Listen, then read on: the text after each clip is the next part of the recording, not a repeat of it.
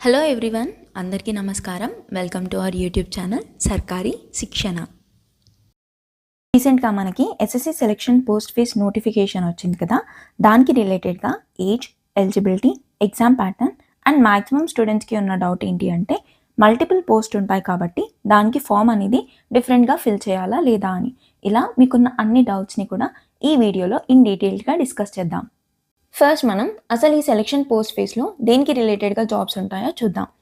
Every year మనకి SSC నుండి CGL, CHSL, CPO ఇలా డిఫరెంట్ ఎగ్జామ్స్ ఉంటాయి కదా, దాంట్లో వేకెన్సీస్ అన్నీ ఫిల్ చేసిన తర్వాత కొన్ని డిపార్ట్మెంట్స్లో కానీ మినిస్ట్రీస్లో కానీ వేకెన్సీస్ అనేది వేకెంట్గా ఉంటాయి. ఈ రిమైనింగ్ వేకెన్సీస్ అన్నీ కూడా ఎడ్యుకేషనల్ క్వాలిఫికేషన్ బట్టి SSC every year selection post phase notification అనేది ఇస్తుంది. అందుకే ఈ ఒక్క ఎగ్జామ్కి మనకి 10th, 12th అండ్ గ్రాడ్యుయేట్ లెవెల్లో డిఫరెంట్ ఎగ్జామ్స్ అనేవి ఉంటాయి. సెలెక్షన్ పోస్ట్ ఫీజ్ నోటిఫికేషన్లో ఇంపార్టెంట్ డేట్స్ ఏంటో చూద్దాం. ఆన్లైన్ అప్లికేషన్ ఫామ్ సబ్మిషన్ అనేది 13th ఏప్రిల్ నుండి స్టార్ట్ అవుతుంది. లాస్ట్ డేట్ మనకి May 4th. పేమెంట్కి లాస్ట్ డేట్ వచ్చేసి May 5th.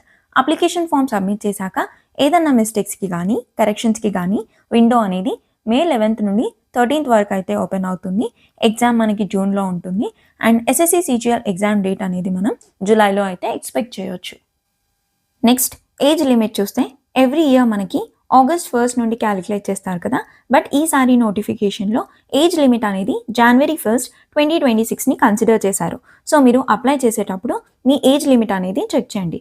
ఎగ్జాంపుల్గా ఇక్కడ చూస్తే మనకి 18 to 25 years అన్నారు కదా, సో క్యాండిడేట్ అనేది not earlier than 2001 January 2nd and not later than January 1st, 2008 ఇలా మనకి ఎవ్రీ పోస్ట్కి ఇయర్ అండ్ డేట్స్ అనేది క్లియర్గా మెన్షన్ చేశారు. సో మీరు అప్లై చేసేటప్పుడు ఇవన్నీ కూడా ఒకసారి చెక్ చేసుకోండి. నెక్స్ట్ వచ్చేసి మనం ఏదైతే అప్లికేషన్ ఫామ్ చేసేటప్పుడు డేట్ ఆఫ్ బర్త్ అనేది సబ్మిట్ చేస్తాం కదా, అది మనకి చాలా ఇంపార్టెంట్. సో ఆ డేట్ ఆఫ్ బర్త్కి ప్రూఫ్గా only SSC and inter memo కానీ లేకపోతే దానికి రిలేటెడ్గా ఈక్వలెంట్ సర్టిఫికేట్స్ని మాత్రమే కన్సిడర్ చేస్తామని చెప్పేసి మనకి ఇక్కడ క్లియర్గా అయితే మెన్షన్ చేశారు. So me date of birth అనేది అప్లై చేసేటప్పుడు ఈ సర్టిఫికేట్లో ఉన్నది ఉండాలి. నెక్స్ట్ వచ్చేసి మనకి age relaxation in upper age limit. మనకి డిఫరెంట్ పోస్ట్కి 18 to 25 years అని చూసాం కదా, సో ఇది మనకి లోవర్ ఏజ్ లిమిట్ అండ్ ఇది మనకి అప్పర్ ఏజ్ లిమిట్. సో ఏ ఎగ్జామ్కి అయినా సరే ఏజ్ రిలాక్సేషన్ అనేది ఓన్లీ అప్పర్ ఏజ్ లిమిట్కి మాత్రమే ఉంటుంది.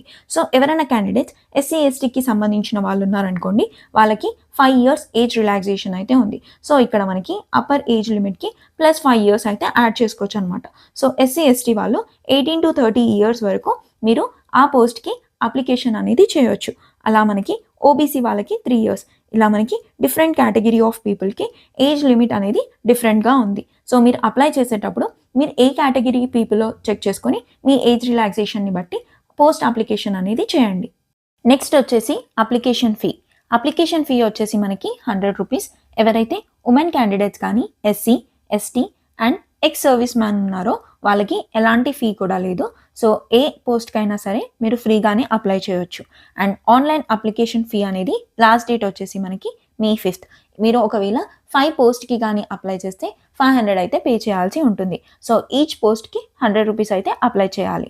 నెక్స్ట్ వచ్చేసి ఎవరైతే అప్లికేషన్ ఫామ్ ఫిల్ చేసిన తర్వాత ఏదైనా మిస్టేక్స్ ఉన్నాయనుకోండి, సో ఆ కరెక్షన్ విండో అనేది మనకి May 11th నుండి 13th May వరకు అయితే ఓపెన్ అవుతుంది. అండ్ ఎవరైతే అప్లికేషన్ ఫామ్ ఫిల్ చేశారో వాళ్ళకి మాత్రమే ఈ విండో అనేది ఓపెన్ అవుతుంది. ఫస్ట్ టైం కరెక్షన్కి మీరు 200 రూపీస్ అయితే పే చేయాలి. అండ్ సెకండ్ టైం కూడా మళ్ళీ ఏదైనా కరెక్షన్ ఉంటే 500 రూపీస్ అయితే పే చేయాల్సి ఉంటుంది.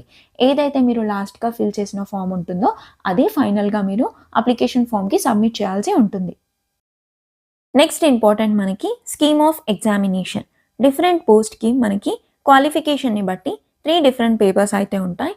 10th, +2, graduate and above graduate లెవెల్ని బేస్ చేసుకుని టోటల్గా 3 పేపర్స్ అయితే ఉంటాయి. ఏ పేపర్ అయినా సరే subject, number of questions, total time అనేది సేమ్గానే ఉంటుంది. Level of questions and syllabus మాత్రమే కొంచెం చేంజ్గా ఉంటాయి.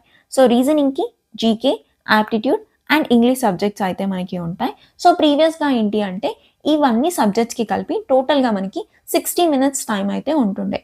కానీ ఇప్పుడు ఏమైంది అంటే ఎవ్రీ సబ్జెక్ట్కి మనకి సెక్షనల్ టైమింగ్ అనేది పెట్టారు. సో రీజనింగ్ అనేది 15 minutesలో కంప్లీట్ చేయాలి, GK 15 minutes, aptitude 15 minutes and English అనేది 15 మినిట్స్. సో ఎస్ఎస్సిలో ఫస్ట్ టైం మనకి సెక్షనల్ టైమింగ్ అనేది లాస్ట్ ఇయర్ సిపిఓ నుండి స్టార్ట్ చేశారు. అండ్ ఇప్పుడు 2026లో ఫస్ట్ సెలక్షన్ పోస్ట్ ఫేజ్ నోటిఫికేషన్లో మనకి సెక్షనల్ టైమింగ్ కూడా ఇంట్రొడ్యూస్ చేశారు. సో నెక్స్ట్ వచ్చే సిజిఎల్ కానీ సిహెచ్ఎస్ఎల్లో కానీ మనం సెక్షనల్ టైమింగ్ అనేది ఎక్స్పెక్ట్ చేయొచ్చు. ఈ సెక్షనల్ టైమింగ్ వల్ల ఇంగ్లీష్కి 15 మినిట్స్ అనేది సరిపోతుంది. జీకేలో ఎక్స్ట్రా టైం మిగులుతుంది. రీజనింగ్ పేపర్ అనేది లెందీగా రాకపోతే 15 మినిట్స్లో 25 క్వశ్చన్స్ అనేది సాల్వ్ చేయగలం. బట్ మ్యాథ్స్లో మాత్రం 25 క్వశ్చన్స్కి 15 మినిట్స్ అనేది కొంచెం సాల్వ్ చేయడం కష్టమే. సో మీరు more number of questions and calculations అనేది ఇప్పటి నుండి మ్యాథ్స్లో ప్రాక్టీస్ అయితే చేయాలి. ఇక్కడ ఇంకో ఇంపార్టెంట్ పాయింట్ వచ్చేసి మనం అప్లికేషన్ ఫామ్ ఫిల్ చేసేటప్పుడే ఎగ్జామ్ని ఏ మీడియంలో రాస్తామో సెలెక్ట్ చేసుకోవాల్సి ఉంటుంది. సో ఎగ్జామినేషన్ అనేది మనకి హిందీ అండ్ ఇంగ్లీష్లో మాత్రమే ఉంటుంది. సో మీరు హిందీలో రాస్తారా ఇంగ్లీష్లో రాస్తారా అనేది అప్లికేషన్ ఫామ్ ఫిల్ చేసేటప్పుడే ఫిల్ చేయాల్సి ఉంటుంది.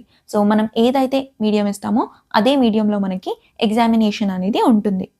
నెక్స్ట్ మనం ఈ ఎగ్జామ్ అనేది 3 లెవెల్స్లో ఉంటుందని చూసాం కదా. సో 10th లెవెల్లో సిలబస్ అనేది చూద్దాం. సో 10th లెవెల్లో మనకి సిలబస్ వచ్చేసి రీజనింగ్లో నాన్ వర్బల్ టైప్ మాత్రమే క్వశ్చన్స్ అయితే అడుగుతారు. నెక్స్ట్ జీకేస్కి రిలేటెడ్గా సిలబస్ ఇది, యాప్టిట్యూడ్ అండ్ ఇంగ్లీష్. నెక్స్ట్ మనకి +2లో రీజనింగ్లో వచ్చేసి verbal and non verbal type కూడా ఉంటుంది. అండ్ యాప్టిట్యూడ్లో వచ్చేసి మనకి ఎక్స్ట్రాగా algebra, geometry, trigonometry and DI part అనేది +2లో ఉంటుంది. అండ్ నెక్స్ట్ వచ్చేసి మనకి ఇంగ్లీష్లో మనకి 10th లెవెల్లో డైరెక్ట్ అండ్ ఇండైరెక్ట్ స్పీచ్ కానీ వాయిసెస్ కానీ ప్యాసేజ్ కానీ ఎలాంటి క్వశ్చన్స్ అయితే లేవు. అండ్ ఇదంతా కూడా మనకి +2 సిలబస్లో అయితే ఉంది. సో మీరు ఒక్కసారి ఈ పీడిఎఫ్లో కనుక చూసుకుంటే మీరు ఏ లెవెల్ ఆఫ్ ఎగ్జామినేషన్కి ప్రిపేర్ అవుతున్నారో దాన్ని బేస్ చేసుకుని సిలబస్ని అయితే ఒకసారి చెక్ చేయండి. ఇంపార్టెంట్ వచ్చేసి ఎన్ని వేకెన్సీస్ ఉన్నాయని. ఎస్సీకి 346, ఎస్టీకి 185, ఓబీసీకి 667, యూఆర్కి 1534, ఈడబ్ల్యూఎస్కి 271 అండ్ టోటల్ వేకెన్సీస్ వచ్చేసి మనకి 3003. అండ్ టోటల్గా మనకి ఎన్ని పోస్ట్ ఉన్నాయంటే 382. సో టోటల్గా మీరు 10th +2 అండ్ గ్రాడ్యుయేట్ లెవెల్ ఈ 3కి ఏజ్ కనుక ఉంటే మీరు టోటల్గా 382 పోస్ట్కి కూడా అప్లై అయితే చేయొచ్చు. చేసేటప్పుడు మీ రీజియన్లో ఏం పోస్ట్ ఉన్నాయో ఆ పోస్ట్ డీటెయిల్స్ ఏంటి, ఎన్ని వేకెన్సీస్ ఉన్నాయని ముందే ప్రాపర్గా చెక్ చేసుకొని వాటిని నోట్ డౌన్ చేసుకోండి. ఈ డీటెయిల్స్ అనేవి ఎలా చెక్ చేయాలి అంటే ఇక్కడ నోటిఫికేషన్లో పోస్ట్ డీటెయిల్స్ అని లింక్ ఇచ్చారు కదా. సో మీరు వన్స్ ఆ లింక్ అనేది ఓపెన్ చేస్తే సెలెక్ట్ ఎగ్జామినేషన్. సో ఇక్కడ మనకి ఫేజ్ 14 ఏ రీజన్ అనేది సెలెక్ట్ చేసుకోండి. ఇక్కడ నేను సదర్న్ రీజన్ అనేది సెలెక్ట్ చేస్తున్నాను. సర్చ్. సో మీరు ఇక్కడ మనకి సదర్న్ రీజన్లో ఏమేం పోస్ట్ ఉన్నాయో అన్నీ కూడా క్లియర్గా మనకి మెన్షన్ చేశారు. మీరు ఒకవేళ జూనియర్ ఇంజనీర్కి పోస్ట్కి అప్లై చేయాలనుకోండి, జూనియర్ ఇంజనీర్కి సంబంధించి పే స్కేల్ అనేది లెవెల్ 6లో ఉంటుంది. ఇక్కడ మనకి క్లియర్గా శాలరీ కూడా మెన్షన్ చేశారు. సో మీరు ఇక్కడ యాక్షన్స్ అనేది క్లిక్ చేస్తే ఆ పోస్ట్కి రిలేటెడ్గా అన్ని డీటెయిల్స్ కూడా ఇన్ డీటెయిల్డ్గా మనకైతే ఇచ్చారనమాట. ఇక్కడ మనకి ఏజ్ లిమిట్ ఉంది, అలాగే ఎడ్యుకేషన్ డీటెయిల్స్ అనేది ఉంది. సో ఇలా మీరు ఏ పోస్ట్కి ఎలిజిబుల్లో ఎక్కడ ఏది అప్లై చేయాలనుకుంటున్నారో ముందే చెక్ చేసుకొని అప్లికేషన్ ఫామ్ అనేది క్లియర్గా అప్లై చేయండి. డిఫరెంట్ పోస్ట్కి డిఫరెంట్ అప్లికేషన్ ఫిల్ చేయాలి, టైం ఎక్కువ అవుతుంది అనుకోకండి. ఓటీఆర్ అండ్ ఆధార్ అథెంటికేషన్ అనేది కంప్లీట్ అయితే మీ బేసిక్ డీటెయిల్స్ అన్నీ కూడా ఆల్రెడీ ఫిల్ చేసే ఉంటాయి కాబట్టి పోస్ట్ డీటెయిల్స్ అండ్ సెంటర్ మాత్రమే మనం సెలెక్ట్ చేసుకుని అప్లై చేయాలి. కొంచెం పేషెన్సీతో అప్లికేషన్ ఫామ్ని ప్రాపర్గా ఎలాంటి మిస్టేక్స్ లేకుండా అయితే ఫిల్ చేయండి. సెలెక్షన్ పోస్ట్ ఫీజ్కి రిలేటెడ్గా డీటెయిల్స్ అన్నీ కూడా చూసాం కదా. సో మీకు ఇంకా ఏమైనా డౌట్ ఉంటే నాకు కింద కామెంట్ సెక్షన్లో అడగండి. సో ఇదండి ఇవాళటి వీడియో. ఇలాంటి మరిన్ని వీడియోస్ కోసం సబ్స్క్రైబ్ టు సర్కారీ శిక్షణ. Please do like, comment, share and hit the bell icon for more such updates. Thank you so much for watching.